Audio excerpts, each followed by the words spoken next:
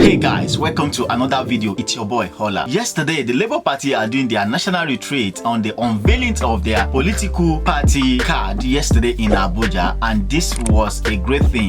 Vividly, I think you don't forget that Peter Obi was in UK and America trying to meet Nigerians in their diaspora, but he flew back to Nigeria yesterday because of this retreat that was happened in Abuja, the unveiling of the Labour Party card yesterday, and this is being organized by the Labour Congress in Abuja. So Peter Obi was allowed to give his own speech at the podium yesterday, and this speech will really blow up your mind. So I don't want to talk too much. I'm going to release the video for you to watch the video, and we'll be right back. I left UK last night, arrived Lagos this morning, took the very first flight by 6:30, arrived Abuja by 8. And when I arrived by 8, I called someone and said, when you're ready, tell me I'll be here. And I kept saying, are we ready? We are going to start. But that I own up, I was late.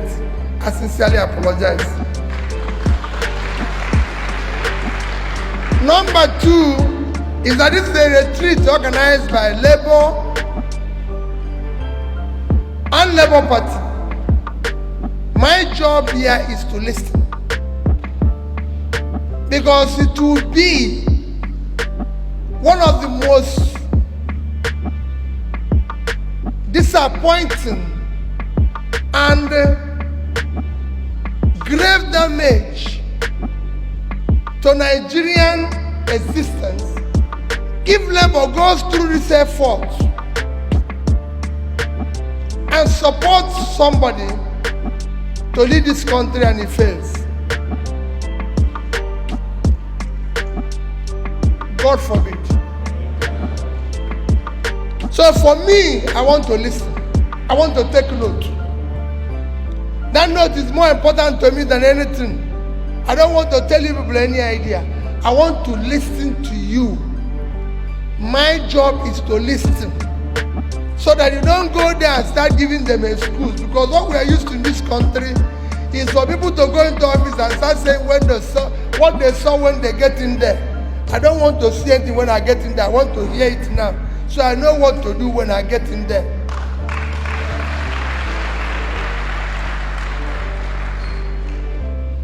The job of the leader is to solve problems and show solution, not to give excuse. I don't want to go there and people start saying, oh, I'm blaming the people in the past. They did this, they did that. If they were doing good, you won't hire me. So I'm being hired to deal with the problem, not to remind them where they're coming from. I don't want to remind Nigerians where they're coming from. I want to start solving the problem.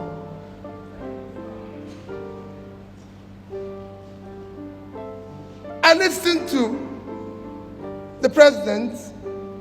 I listened to Fulana.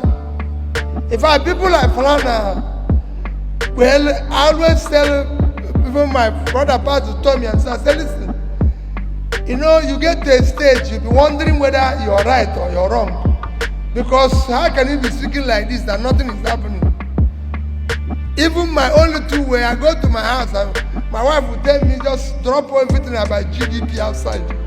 Come inside this house and eat so that we can have this. Because at the time you answer yourself, what is wrong with this country?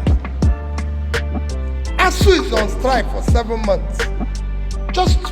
I'm not making a speech, but at that 7 months, you might not know, the committee which ASU is strike and the issues that were on strike is since 2009. It is not today. They've actually done so many strikes about this issue. From 2010, they've been striking. They were striking about this issue while I was governor. I remember very well because I was dealing with it as a governor in Anambra State University. And even I recall since then, what they were demanding was about just about 1 or 1.3 trillion, something like that. You mean Nigeria cannot pay that over the past 12 years? Come on. Today they mention it here as being stolen. Oil is not sweet you put in your pocket. It's not a grocery. For you to steal oil, a ship must come into your territory. Navy must approve the ship to come into your territory. Otherwise, it's war. So who is approving that? Who is stealing the oil? How much are we talking? 1.3 trillion.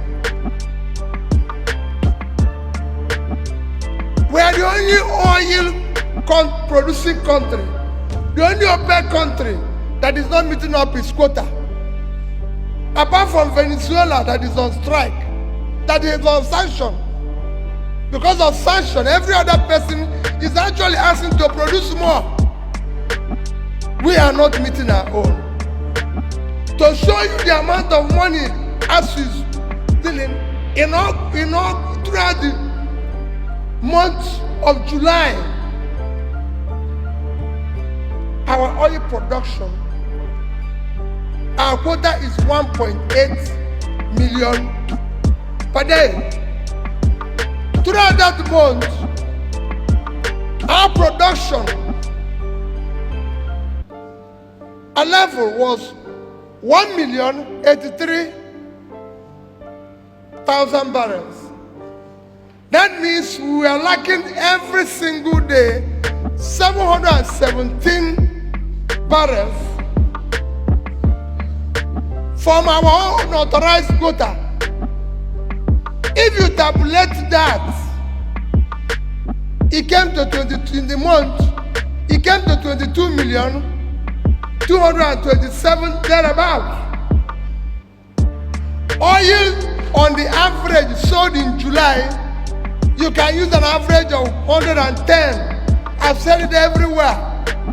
Multiply with that number, you have $2,445,000,000.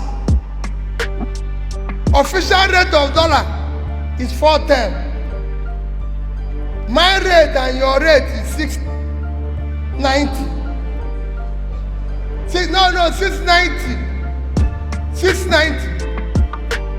If you put 410 and 690, it will give you 1,100. Divide it into 2, so we can get the average. So average is 550. If you multiply 550 with $2,445,000,000, it will give you $1,344,750,000,000. That will solve our strike. That is 1 month still, what we didn't do 1 month. 1 month. 1 month, this thing will end. That's 1 month. And they continue other months.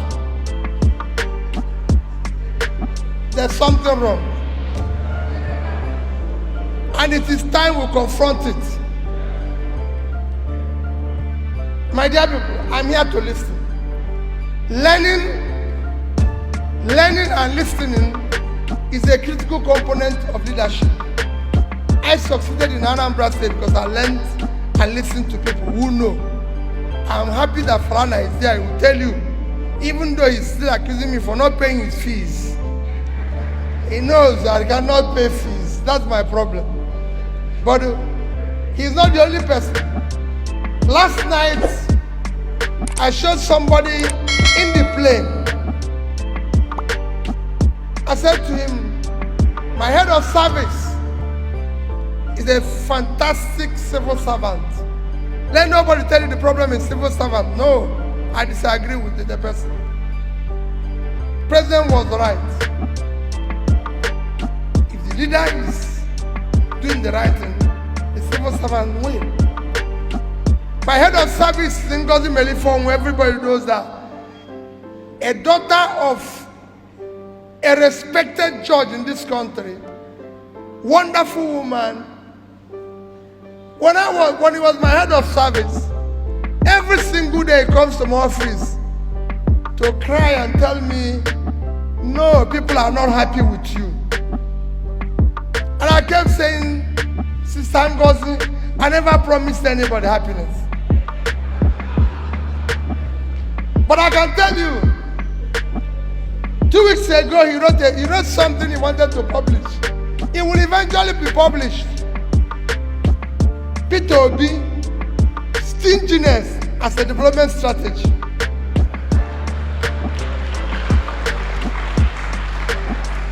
Because what happened? Every time they bring file, bring this, I say you can't do this, you can't do this, you can't do this. So they were not happy. But when I started clearing gratuities unpaid, pension unpaid, everything unpaid, they came to me and said, where are you getting the money? I said, it's your money. That's the money I got here is what I'm using here. So the day I left office, everybody knows I wasn't owing the civil servant any salary, any pension, any gratuity.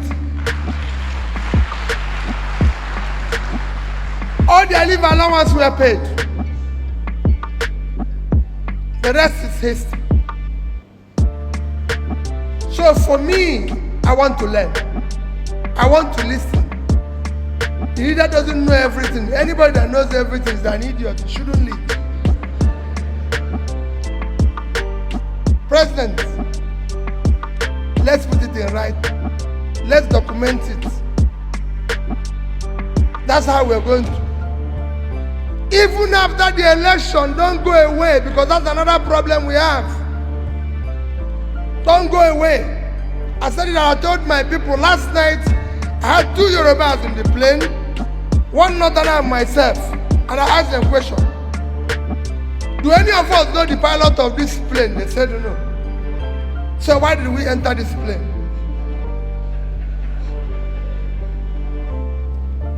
I said we entered the plane because we are sure the man inside is pilot. And we are going to Lagos. And he's announcing us that they are going to Lagos. Telling us about Lagos weather. In Nigeria, he will not be a pilot. And he will tell us about Dakar. And somebody will say, he's a Yoruba man. He's a Hausa man. He's Igbo man. And the poor people in the north buying bread cheaper. Do they have free electricity? Do they have do they have? Is there anything that getting better? Are the poor people in the southwest getting bread cheaper? No. All these things you see is elite manipulation to continue the criminality of our country called Nigeria. And people talk about structure. It is structure of criminality. It's structure of corruption. People tell you cannot fight corruption. You can fight corruption. If you, the principal person, is not stealing, your family is not stealing, those around you are not stealing, you reduce it by 70%. I say it any day. I was governor of Anambra State for 8 years. Go and show me where their money has been stolen. So don't tell me we don't know this. 1%. If anybody can show me 1% of their money missing, all the money I receive, I stop. And to prove that I said so, the day I left office, we have in 3 banks. I didn't say 1 bank, 3 banks. Access Bank, $50 million, 12 billion naira. Diamond Bank, $50 million, 12 billion naira. The Diamond Bank MD as are there now is the Labour Party candidate, Fabia. Go and ask him, he has said it. I have with him $50 million, 12 billion naira. Fidelity Bank, $55 million, 12 billion naira. I could have converted this into anything and taken it away under one guy or the other. Anambra have not bought me pure water since I left office as governor. Because there's no gratuity, no pension for governor. You finish your job, you go home. So we must, I will make my speech, maybe after the retreat. Mine is to learn. Put it in writing. When we succeed, don't go away. You must stay around to say, Oga, we agree say we dey go Lagos, don't begin go Dakar. Because that's the problem. The man will come and start giving excuse. Even if you don't achieve 100% of it, we want to see 100% effort. We want to see 100% sacrifice. We cannot stay like this. The biggest asset of Nigeria today is the vast land we have in the north. No country will have that land and go hungry. I went to Niger State and I repeated everywhere I have opportunity. Niger State is 76.3 thousand square kilometers of land, fertile land. They can't feed themselves, they can't feed Nigeria, they can't export anything. Netherlands, minus water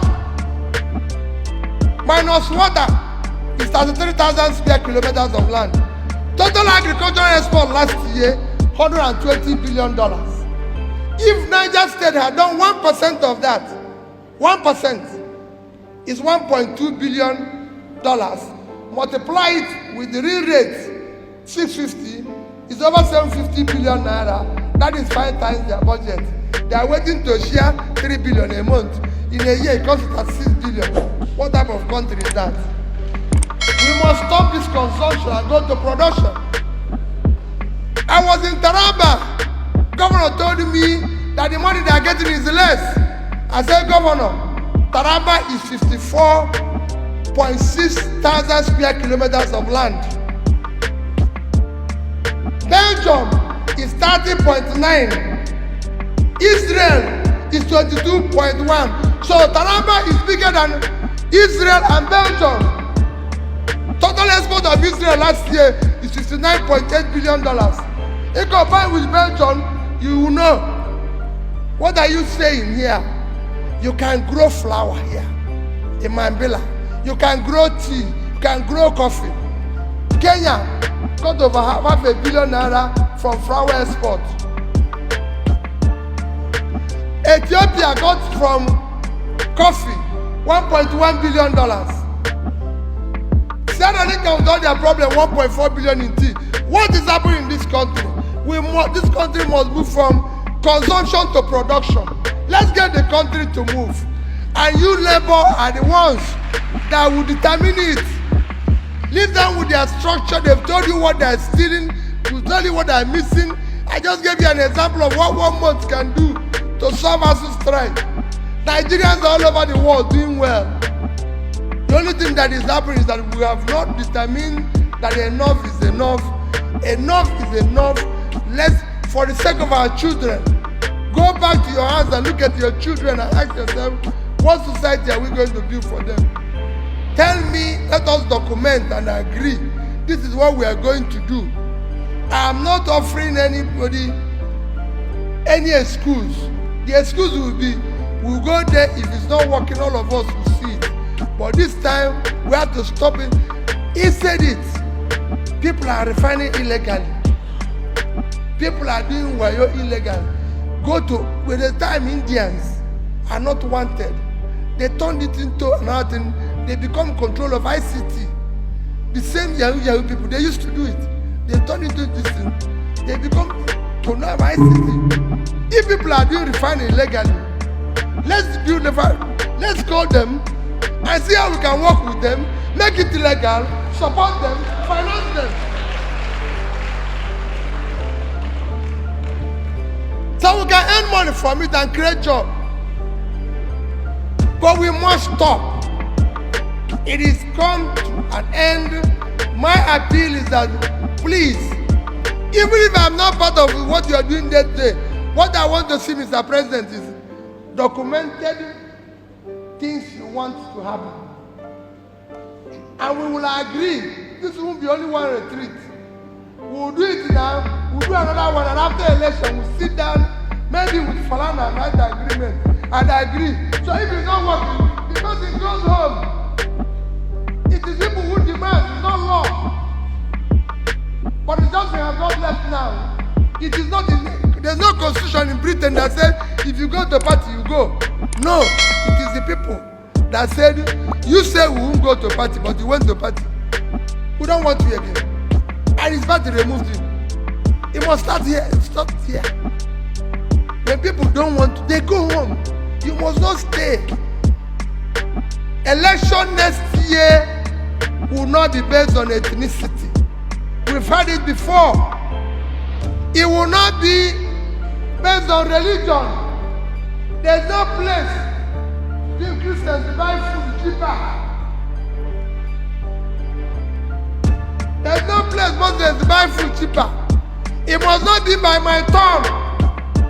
It's nobody's turn. It must not be by connection. Any of the primordial reasons they've used. Election next year must be based one or character we can trust, verifiable where it's coming from. It must be based on competence, capacity, and commitment to start turning around Nigeria. Thank you and God bless you.